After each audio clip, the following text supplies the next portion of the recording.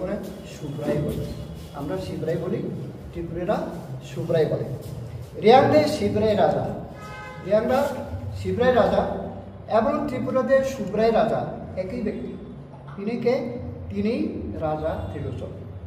রাজা ত্রিলোচনকেই রিয়াংরা শিবরাই রাজা বলে এবং ত্রিপুরীরা সুব্রাই রাজা বলে।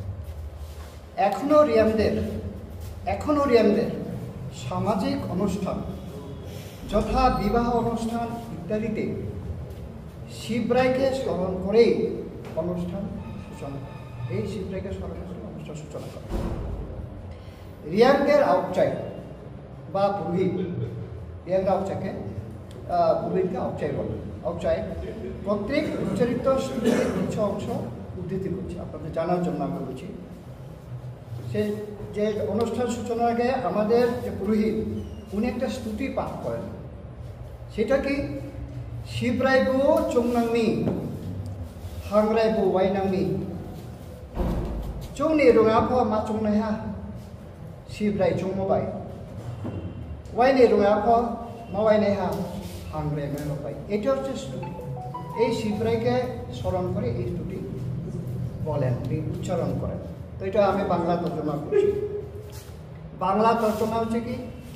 আমাদের সামাজিক বিধি বিধান আইন ব্যবস্থা শিবরাই ব্যক্ত করে গেছেন, শিবরাই ব্যক্ত করে গেছেন এবং হাংরাই শিবরাই ভাই হাংরাই সেগুলি রূপায়ণ করেছেন।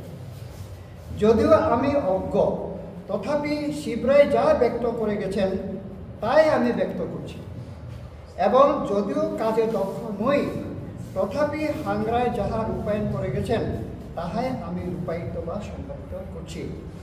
ইহা দ্বারা প্রতিভাত হয় ত্রিপুরা রাজাদের সঙ্গে রিয়াংদের একটি অবিচ্ছেদ্য এবং ঘনিষ্ঠ সম্পর্ক ছিল এবং রয়েছে।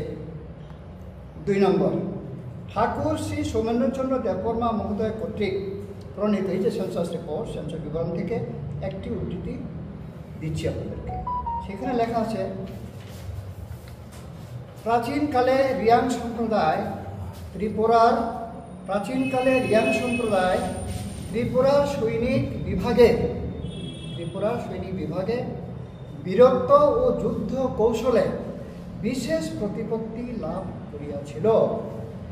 মহারাজা ধর্মমাণিক্যের শাসনকালে খ্রিস্ট 5ম শতাব্দীতে রিয়াং জাতীয় রায়কচন নামক সেনাপতিদ্বয়ের দুর্দণ্ড প্রতাপে ত্রিপুরার শৌর্য ও গাম্ভীর্য কিরূপ বর্ধিত হয়েছিল, ত্রিপুরার প্রাচীন ইতিহাস রাজমালা তাহার সাক্ষ্য প্রদান করিতেছে।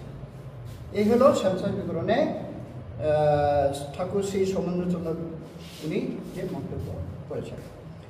তো রায়কোষাক এবং রায়কোষণ এটা পরিচিত আমাদের নাম ছাড়াও আরও কয়েকজন রিয়াং সেনাপতির নাম রাজমালায় লিপিবদ্ধ আছে। আমি তাদের নাম বলছি।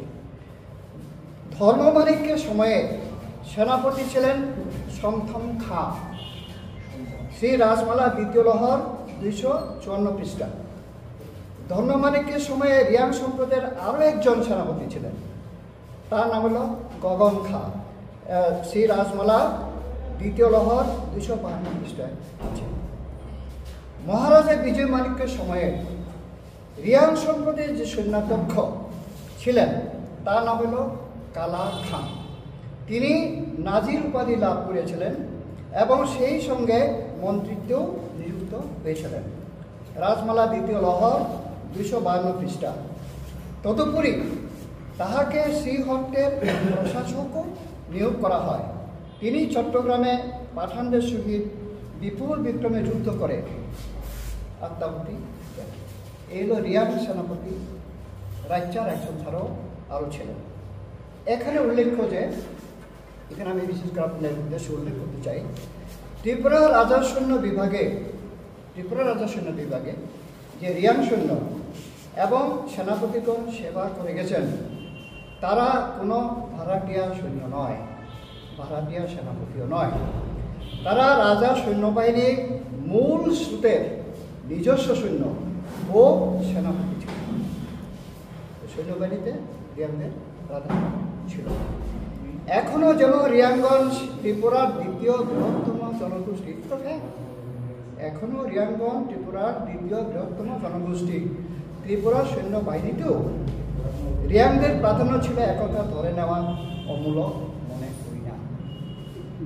3 নম্বর, 1273 ত্রিপুরাব্দে 1273 ত্রিপুরাব্দে মহারাজা বীরচন্দ্র মানিক্যের রাজত্বের প্রারম্ভকালে জমাতে বিদ্রোহের কথা আপনারা জেনে থাকবেন। ওই বিদ্রোহের যিনি নেতৃত্ব দিয়েছিলেন তাকে বলা হয় পরীক্ষিত জমাতিয়া। পরীক্ষিত জমাতে বিদ্রোহের নেতৃত্ব দিয়েছেন বলা হয়, কিন্তু প্রকৃতপক্ষে তিনি ছিলেন রিয়াং সম্প্রদায়। তিনি জমাতিয়া সম্প্রদায় ছিলেন না, তিনি রিয়াং সম্প্রদায়ভুক্ত। তার আসল নাম ছিল দেলপো সাই। তারা তিন ভাই এবং 1 বোন। তাদের রিয়াং বংশধররা এখনো জীবিত আছে। এই যে পরীক্ষিত জমাতিয়া, আসলে উনি রিয়াং, তার রিয়াং বংশধররা এখনো জীবিত আছে। 4 নম্বর তথ্য, ত্রিপুরার অনেক রাজা ফা উপাধি ধারণ করেছিলেন, যেমন সিংথুমফা, আচুমফা, খিচুমফা, দুঙ্গুরফা ইত্যাদি অনেক রাজা ফা উপাধি ধারণ করেছিলেন। তো নামগুলি রিয়াং তথা কাউপ্রু ভাষায় অর্থব্যঞ্জক। এই যে কথাগুলি, এই যে নামগুলি, এই উপাধি ফা উপাধি যে নামগুলি রিয়াং ভাষায় তার অর্থ, এগুলো অর্থব্যঞ্জক। রিয়াংগণ এখনো এই ফা উপাধি, যার অর্থ পিতা, এখানে ফার অর্থ হচ্ছে পিতা, ব্যাপকভাবে ব্যবহার করি। আমি সবাই কিন্তু এখন সবাই ফা ব্যবহার করি। এই যে এখানে বসে আছে, যাদের ছেলে মেয়ে হয়েছে প্রত্যেকে ফা ব্যবহার করে, অমুকের বাবা হিসাবে। তো এটা ত্রিপুরার রাজারা এই ফা উপাধি ধারণ করতেন তখন। 5 নম্বর পয়েন্ট বলছি, ঠাকুর সোমেন্দ্রচন্দ্র দেববর্মা কর্তৃক প্রণীত সেন্সাস বিবরণীতে লেখা আছে 77 এবং 78 পৃষ্ঠায় যদি পড়ি, ত্রিপুরাবাসী ক্ষত্রিয়গণ সাধারণত ত্রিপুর ক্ষত্রিয় নামে পরিচিত। তর মধ্যে 12 ঘর ঠাকুর সর্বপ্রধান। ত্রিপুরেশ্বর ত্রিলোচন হইতে এই 12 ঘর ক্ষত্রিয়ের হইয়াছে। ত্রিপুর ক্ষত্রিয়গণকে 5 ভাগে বিভক্ত করা হয়েছে। এই যে ত্রিপুর ক্ষত্রিয়, এই যে মূল সূত্রে যারা আছে ত্রিপুর ক্ষত্রিয়, তাদেরকে 5 ভাগে ভাগ করেছে। কারা কারা এই 5 ভাগের মধ্যে? পুরাণ ত্রিপুরা, দেশি ত্রিপুরা, জমাতিয়া, রিয়াং। রিয়াংও কিন্তু এই মূল সূত্রের ক্ষত্রিয়, ত্রিপুর ক্ষত্রিয়ের মধ্যে অন্তর্ভুক্ত। নোয়াতিয়া, এই 5টি সম্প্রদায় ত্রিপুর ক্ষত্রিয়ের অন্তর্ভুক্ত। রিয়াংরা যে ত্রিপুরার মূল সূত্রের অন্যতম প্রধান এবং অবিচ্ছেদ্য অঙ্গ, এই বিষয়ে আরও অনেক তথ্য আছে, কিন্তু এখানে যেহেতু সময় কম, আমি সেগুলো আর উল্লেখ করছি না। তাহলে আশা করি উপরিউক্ত আলোচনা থেকে এক কথা স্পষ্ট হয়েছে। আমি সমাপ্ত করতে চাই যে কি স্পষ্ট হয়েছে, যে রিয়াংগণ ত্রিপুরার আদিম বাসিন্দা, ত্রিপুরার অন্যতম প্রধান অঙ্গ। তাদের একটি অংশ তৎকালীন ত্রিপুরার অন্তর্ভুক্ত চট্টগ্রামে গিয়ে বসতি স্থাপন করেছিল এবং পরবর্তী সময় তাদের প্রজন্মের লোকেরা মূল ভূমি ত্রিপুরায় ফিরে আসে। এটি প্রথম কথা।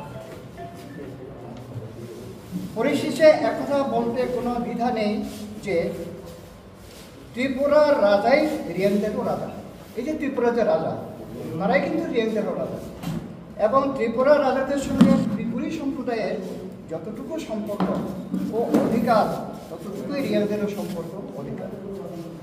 তাহলে রিয়াংদের সম্পর্কে প্রাসঙ্গিক এবং প্রকৃত তথ্য সংক্ষেপে সকলের অবগতির জন্য তুলে ধরা হয়েছে। আশা করি এরপরে বিতর্কের অবসান হোক, এই কামনা করে আবার সকলকে অনুরোধ করে আমাদের প্রতিবেদন এখানে সমাপ্ত করছি। সকলকে আপনি কি বলতে চাইছেন যে মুখ্যমন্ত্রী যে বক্তব্যটা রেখেছিলেন এটা মানে ঠিক ভুল না? মুখ্যমন্ত্রী যে বক্তব্য, মানে যেভাবে বক্তব্য পেশ হয়েছে এরকমই ধারণা হয়, তবে আমি এটা ব্যাখ্যা করবো যেরকম ধারণাটা স্বাভাবিক, তবে এটার আসল সত্যটা কি, হ্যাঁ সেই সত্য আমি বলবো। তো আবার সবাইকে স্বাগত জানাই আজকের যে উদ্দেশ্যে প্রেস মিট, এবং যারা লাইভ দেখছেন সবাইকে স্বাগত জানাই, আমার আন্তরিক অভিনন্দন জানাই। তো আমি যেটা বলেছি যে প্রেস মিটের উদ্দেশ্য হচ্ছে প্রফেসর ডক্টর মানিক শাহ যে মন্তব্য করেছেন সেই প্রজেক্ট উৎসবে তারই পরিপ্রেক্ষিতে আমাদের সংগঠনের আমাদের মতামত কি, এখান থেকে আমি শুরু করি। মাননীয় মুখ্যমন্ত্রী ডক্টর প্রফেসর মানিক সাহা মহোদয় ওনার ভাষণে রিয়াংদের সম্পর্কে বলতে গিয়ে মন্তব্য করেছিলেন যে রিয়াংরা বর্তমান বাংলাদেশের চট্টগ্রাম থেকে অনেক আগে কিন্তু বলেছেন ত্রিপুরা এসেছিল। রিয়াংদের সম্পর্কে এরকম সরাসরি একটি অসম্পূর্ণ ধারাবাহিকতায় রহিত খণ্ডিত বিভ্রান্ত তথ্য, এই তথ্যটা এরকম বললে আর কি এটা একটা অসম্পূর্ণ বক্তব্য হয় আমাদের রিয়াংদের সম্পর্কে। বাহ্যত অ্যাপারেন্টলি ধারণা হবে রিয়াংরা ত্রিপুরার আদি বাসিন্দা নয়, তারা বহিরাগত। এই কারণে এই মন্তব্যকে কেন্দ্র করে একটা বিতর্ক এবং ক্ষোভের উৎপত্তি পেয়েছে, এটা বাস্তব, এটা খুব উৎপত্তি পেয়েছে। সামাজিক মাধ্যমে অনেক প্রতিবাদ সমালোচনা ব্যক্ত হয়েছে, পত্রপত্রিকা লেখালেখি হয়েছে। যে সত্যটা কি, রিয়াংরা ত্রিপুরা আদিম বাসিন্দা এবং ত্রিপুরা থেকে রিয়াংদের একটি ছোট অংশ চট্টগ্রামে চলে যায় এবং বসতি স্থাপন করে। চট্টগ্রাম তৎকালে ত্রিপুরার অংশ ছিল, তাহলে এই বিষয়ে আমি রেকর্ডে কি আছে, লিখিত রেকর্ড এই সম্পর্কে কি আছে এগুলো আমি এনেছি। এই বিষয়ে W Hunter, director general of statistics to the government of India সম্পাদিত 1876 সালে প্রকাশিত এ স্ট্যাটিস্টিক্যাল অ্যাকাউন্ট অফ বেঙ্গল থেকে দুটি উদ্ধৃতি দিচ্ছি। উক্ত পুস্তকের 51 পৃষ্ঠায় লেখা আছে, দি Tiperas residing within the Chittagong hill tracts consist of 4 clans: the Puran, the Nuatia, Usui, and Riang. They have all immigrated from the neighboring state of Hilju. তাহলে এই লোকগুলি ত্রিপুরা, নোয়াতিয়া, উসই, রিয়াং এরা নেইবারিং স্টেট অফ ত্রিপুরা, এখান থেকে হিল ত্রিপুরা থেকে তারা সেখানে immigrate করেছে। ওই প্রতিবেদনের 66 পৃষ্ঠা লিপিবদ্ধ আছে, it has already been stated, এই বইটা আমি খুলে দেখতে পারবো আপনাদেরকে, that all the Tiperas in the Chittagong hill tracts have immigrated from hill Tipera. Immigration still goes on yearly from the territory of the Raja of hill Tipera. In the year 1872-73, upwards of 2,500 Tiperas of the Riang clan fled from their own country and took up land on the Mayani River in the Chittagong hill tracts. এগুলো as per record, এটা statistical account Bengal আছে। এই তথ্যটা তৎকালীন deputy commissioner captain T.H.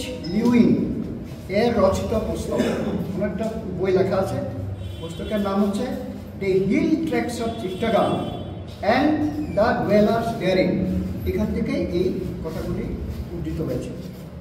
দ্বিতীয় উদ্ধৃতি দিচ্ছি, ঠাকুর শ্রী সোমেন্দ্রচন্দ্র দেববর্মা, এই যে বইটা, Somendrachandra Debbarma M.A. Harvard census officer senior Nayak Dewan কর্তৃক প্রণীত 1340 সনের ত্রিপুরা রাজ্যের সেন্সাস বিবরণীতে লিপিবদ্ধ 85 পৃষ্ঠায় তৎকালে পার্বত্য চট্টগ্রাম ত্রিপুরা রাজ্যের অন্তর্গত এবং রিয়াংগণের বসতি হেতু তদঞ্চল রিয়াং দেশ নামে প্রখ্যাত ছিল। চট্টগ্রামটা ত্রিপুরা অন্তর্গত এবং সেখানে যে রিয়াংরা বাস করত, রিয়াংদের আধিক্য হেতু সেটা রিয়াং দেশ নামে পরিচিত ছিল।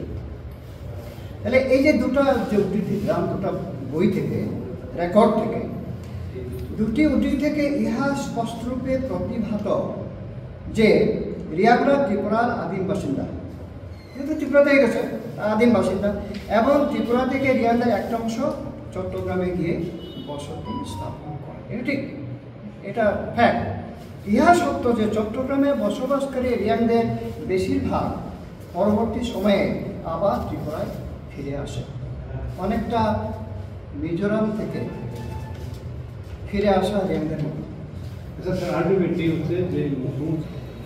রিয়াংদের ইতিহাস চট্টগ্রাম থেকে প্রত্যাবর্তন থেকে শুরু করলে, এখন অনেক সময় কী হয়, রিয়াংদের ইতিহাস চট্টগ্রাম থেকে প্রত্যাবর্তন থেকে শুরু করলে রিয়াংদের আসল ইতিহাস, আদি বাসস্থান, ত্রিপুরার মূল স্রোতে তাদের অবস্থান সম্পর্কে প্রকৃত তথ্য অব্যক্ত থেকে যায়।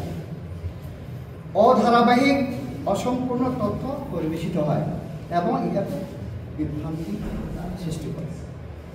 তো মাননীয় মুখ্যমন্ত্রী যে মন্তব্য করেছেন, এরূপ খণ্ডিত তথ্য কোনো কোনো পুস্তক বা প্রতিবেদনও লিখিত আছে। মুখ্যমন্ত্রী যেটা বলেছেন এটা কোনো কোনো বইয়ে এভাবে শুরু করা হয়েছে, এটাও আছে। আমি বলব উদাহরণস্বরূপ ঠাকুর শ্রী সোমেন্দ্রচন্দ্র দেববর্মা মহোদয়ের এই যে সেন্সাস রিপোর্ট, সেন্সাস বিবরণীতে রিয়াংদের সম্পর্কে যা লেখা আছে তার উল্লেখ করা যায়। মুখ্যমন্ত্রী যেহেতু বলছেন এইভাবে এই সেন্সাস বিবরণীতে লেখা যাচ্ছে, আমি তার উল্লেখ করছি। লেখা আছে, কি লেখা আছে? প্রবাদ আছে যে রিয়াংগণ পূর্বে লুসাই প্রদেশের অন্তর্বর্তী মানেথান অঞ্চলে বাস করিত। এই পুস্তকে লেখা আছে। একদা তাদের মধ্যে অন্তর্বিপ্লব উপস্থিত হয়। তৈতহা, ইয়ংশিকা, পাইশিকা ও তৈরবুহা নামক 4 জন রিয়াং সর্দার বহু অনুচর সঙ্গে লইয়া রাজ্যের দক্ষিণ সীমান্তে বর্তমান অমরপুর বিভাগ ও পার্বত্য চট্টগ্রাম আসিয়া উপবিষ্ট হয়। তৎকালে পার্বত্য চট্টগ্রাম ত্রিপুরা রাজ্যের অন্তর্গত এবং রিয়াংগণের বসতি হেতু তদঞ্চল রিয়াং দেশ নামে প্রখ্যাত ছিল। আমি এটা আগেও বলেছি। মাননীয় মুখ্যমন্ত্রী মহোদয় যদি এই বিবরণকে ভিত্তি করে মন্তব্য করে থাকেন তবে তিনি কোনো দোষ করেননি। এই বিবরণ যদি এটাকে ভিত্তি করে বলে থাকেন তাহলে এটার সঙ্গে ওনার বক্তব্যে মিল আছে। তবে একথা বলতে হবে যে এরূপ তথ্য রিয়াংদের সম্পর্কে অসম্পূর্ণ ও খণ্ডিত তথ্য। এলে একটা দিক। যা হোক, উপরে আলোচনা থেকে একথা নিঃসন্দেহে বলা যায় যে রিয়াংরা ত্রিপুরার আদিম বাসিন্দা এবং রিয়াংদের একটি অংশ চট্টগ্রামে, যাহা ত্রিপুরা রাজ্যের অন্তর্গত ছিল, সেখানে গিয়ে বসতি স্থাপন করে এবং পরবর্তী সময়ে বিভিন্ন কারণে বেশিরভাগ রিয়াং আবার নিজস্ব আদিম বাসস্থান ত্রিপুরায় চলে আসে। এটাই ফ্যাক্ট। এখানে উল্লেখ্য, এখানে আরেকটা বিষয় আমাদের উল্লেখ করার বিষয় আছে। রিয়াংদের একটি অংশ চট্টগ্রামে চলে গেলেও তাদের বৃহত্তর অংশ ত্রিপুরার মূল স্রোতে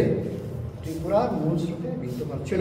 একটা অংশ চট্টগ্রামে গেছে, কিন্তু বৃহত্তর একটা অংশ ত্রিপুরাতেই ছিল।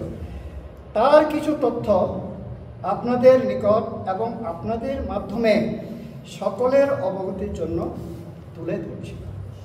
এই তথ্যটা যে চট্টগ্রামে কিছু অংশ চলে যাওয়ার পরেও রিয়াংদের যে বৃহৎ অংশ এই মেইন স্ট্রিমে, ত্রিপুরার মেইন স্ট্রিমে রয়ে গেছে, তার কিছু তথ্য আমি আপনাদের সামনে তুলে ধরব। আচ্ছা, 1 নম্বর, ত্রিপুরার অতীতের একজন বিশিষ্ট রাজা ছিলেন যাকে রিয়াংরা শিবরায় বলে স্মরণ করে। ত্রিপুরার এক রাজা, তাকে আমরা শিবরাই বলে স্মরণ করি এবং ত্রিপুরারা